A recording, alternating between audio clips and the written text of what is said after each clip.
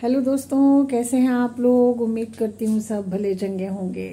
वैसे तो ये बहुत ही नॉर्मल सी बात है, हो सकता है आप सबको मालूम हो, लेकिन क्योंकि मुझे बहुत सारी चीज़ें इसमें से नहीं पता थी, एक दो मालूम थी, ज़्यादा नहीं पता थी।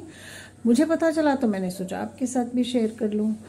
जैसा कि हम सब जानते हैं कि पैर छूना जो है वो आदर का प्रतीक माना जाता है। हम जिसको आदर देना चाहते हैं उसके हम पैर छूते हैं, लेकिन फिर भी बहुत सारी चीजें और बहुत सारी अवस्थाएं और बहुत सारे लोग ऐसे माने गए हैं जिनके कि पैर नहीं छूने चाहिए।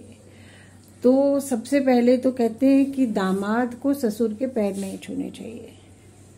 क्यों?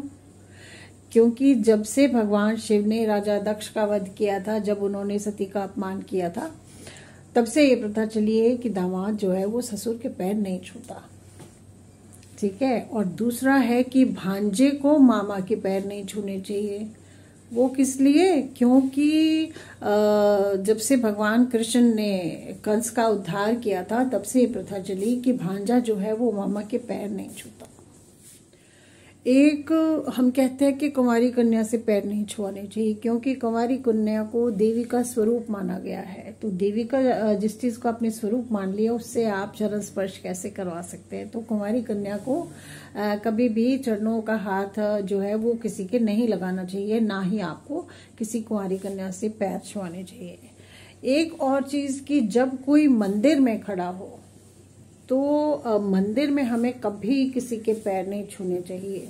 वो इसलिए कि मंदिर में जिस ईश की, जिस देवता की मूर्ति रखी है उसका अपमान होता है, क्योंकि मंदिर में उससे बढ़कर, उससे बड़ा कोई नहीं होता। अगर उसके सामने आप किसी के पैर छूते हैं, इसका मतलब आप उस प्रतिमा का अपमान कर रहे हैं, आप उस व्यक्ति को ईश्वर से भी ऊपर मान रहे हैं, आप उसका इस तरह से उसका अपमान होता है। इसलिए अगर कोई मंदिर में खड़ा हो तो उसके पैर नहीं छूने चाहिए।